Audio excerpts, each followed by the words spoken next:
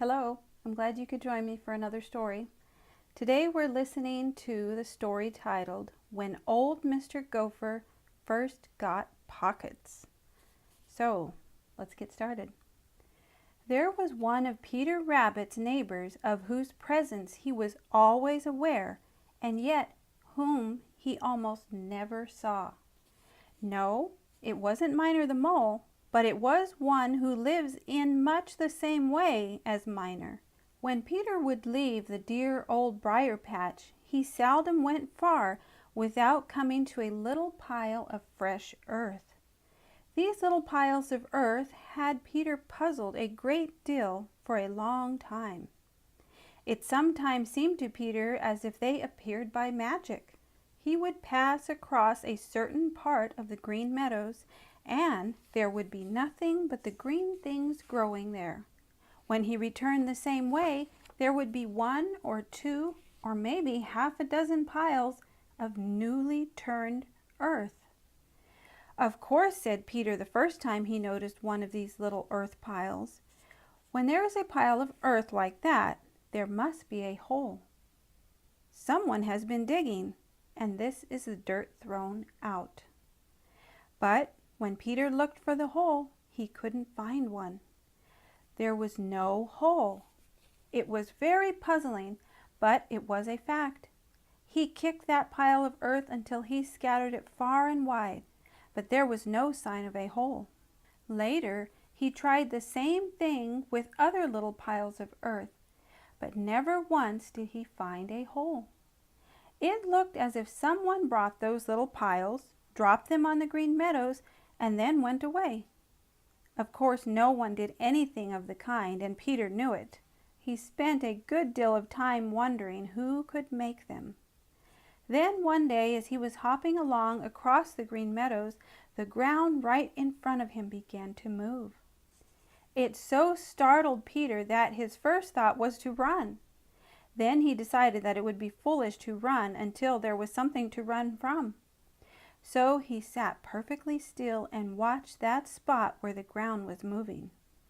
Earth, loose earth, was pushed up from underneath, and even as Peter sat there staring with eyes popping out of his head and mouth wide open in wonder, the pile grew and grew until it was as big as any of the piles about which he had so often had wondered. Then suddenly a head was thrust out in the middle of it, a strange head. In an instant it vanished, and a second later the hole where it had been was filled. Peter could hear the stranger packing the earth in from underneath. When Peter had recovered his breath and looked, there was no sign of the hole. No one would ever have guessed that there had been one there. That was Peter's first meeting with Grubby Gopher. Since then he has seen Grubby several times, but Grubby is never what you would call neighborly, and Peter never felt and never will feel really acquainted with him. But the first thing Peter would have thought Grubby Gopher the most uninteresting fellow he ever had met. The second thing was the discovery that Grubby has the biggest pockets in his cheeks that Peter had ever seen. And another thing about those pockets, they are on the outside of Grubby's cheeks instead of being inside, as is the case with Striped Chipmunk. When Peter discovered this, he became curious at once. Of course, who wouldn't be curious? Peter felt sure that there must be a story in connection with those pockets. He wondered what use Grubby Gopher had for pockets anyway. He wondered why they were outside instead of inside his cheeks. He wondered a great many things, did Peter. And when he just couldn't stand it any longer for wondering, he began to ask questions. Why does Grubby Gopher have pockets in his cheeks? He asked Jimmy Skunk. Because they are handier there than they would be anywhere else, replied Jimmy with a twinkle in his eyes. Have you seen any fat beetles this morning, Peter? No, returned Peter shortly. Then an idea came to him. I tell you what, Jimmy, he said, speaking eagerly, if you tell me about those strange pockets of Grubby's and how he came by them, I'll help you hunt for some beetles. Is this a bargain? Jimmy Skunk scratched his nose thoughtfully, as if trying to decide which would have the better of the bargain. Then he grinned good-naturedly. You know, Jimmy really is one of the best-natured little people in all the world. All right, said he. It's a bargain. You do your part, and I'll do mine. Now, where shall I begin? Begin with the days when the world was young, of course, replied Peter. All good stories seem to have had their beginnings then, so far as I can see. Of course, Grubby got those pockets from his father, and his father got them from his father, and so on way back to the first gopher. So, begin right off with him. Just as you say, replied Jimmy. Old Mr. Gopher, the first gopher, who wasn't old then, was one of the little people whom Old Mother Nature turned loose in the great world, which was just in its beginning, and told to make the best of life as they found it. No doubt they would need things which they hadn't got, but first they must find out what they really did need. Later, when she had more time, she would consider these needs, and if they were real needs, not just desires, she would see what could be done to supply them. So Mr. Gopher started out to make his way in the great world, and it wasn't long before he discovered that everybody else was doing the same thing. It soon became clear to him that if everybody lived on the same kind of food, there wouldn't be enough to go around, and the biggest and strongest creatures would get all there was, leaving the smaller and weaker ones to starve. Not long after this, he discovered certain of his big neighbors had begun to look at him in a way that made him most uncomfortable. In fact, they looked at him with such a hungry gleam in their eyes, and they licked their lips in such an unpleasant way whenever he met them, that cold little shivers ran all over him, and he decided that the less he was seen, the better his chances. One other thing Mr. Gopher discovered, and this was that each one of them seemed to have some special gift.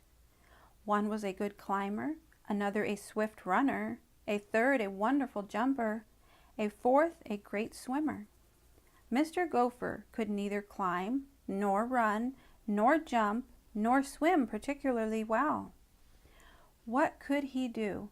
Somehow he had a feeling that Old Mother Nature had given him some special advantage.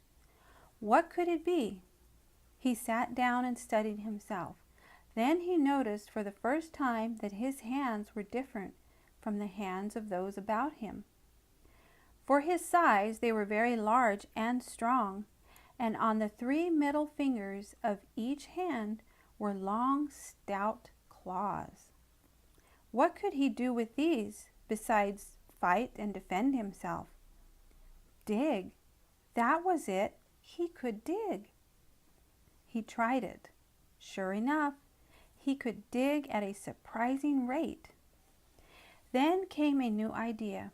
He would dig himself a hole and live in it.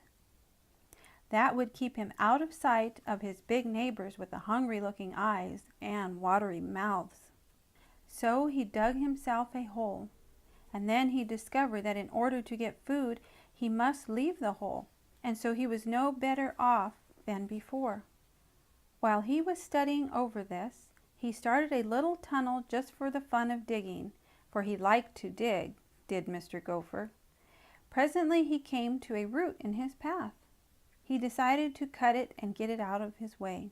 Now, when he began to cut it, he made another discovery, one that tickled him half to death. The root was good to eat.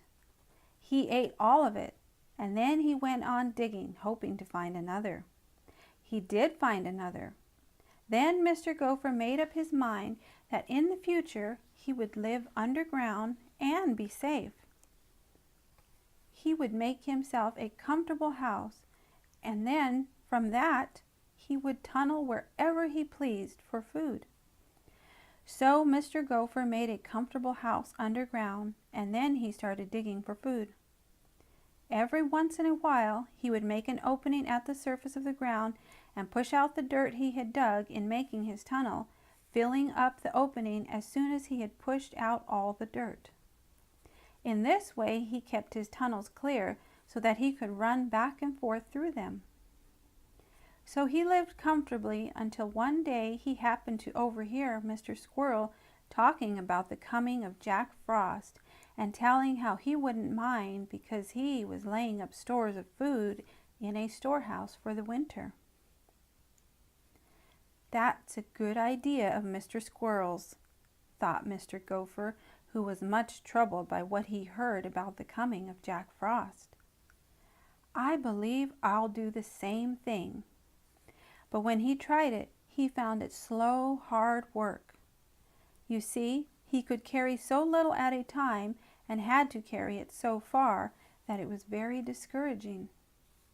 He had forgotten all about Old Mother Nature until suddenly, one day, she appeared before him and smilingly asked what favor she could grant him. Almost without thinking, he replied, "Pockets! Big pockets in my cheeks." Old Mother Nature looked surprised. "Tell me all about it," said she. "Why do you want pockets, and what would you do with them if you had them?" So Mr. Gopher explained to Old Mother Nature how he had learned to live underground and how lately he had been trying to lay up a store of food but found it slow work. Old Mother Nature was pleased to think that Mr. Gopher had made the most of his opportunities, but she didn't say so. "I'll think it over," said she, and left. But the very next time Mr. Gopher brushed a hand against one of his cheeks, he discovered a great pocket there. Hastily he felt of the other. There was another great pocket there. Then Mr. Gopher was perfectly happy. He felt there wasn't a single thing in all the world that he could ask for to make him any happier. It is just the same way with Grubby today. He is perfectly happy working in the dark under the ground and very, very proud of the pockets in his cheeks," concluded Jimmy Skunk. "Thank you, Jimmy. Thank you ever so much. Now I'll help you find some fat beetles," cried Peter. And that's the end. If you enjoyed listening to today's story, feel free to hit the thumbs up button and subscribe and share, and I'll see you next time. Take care.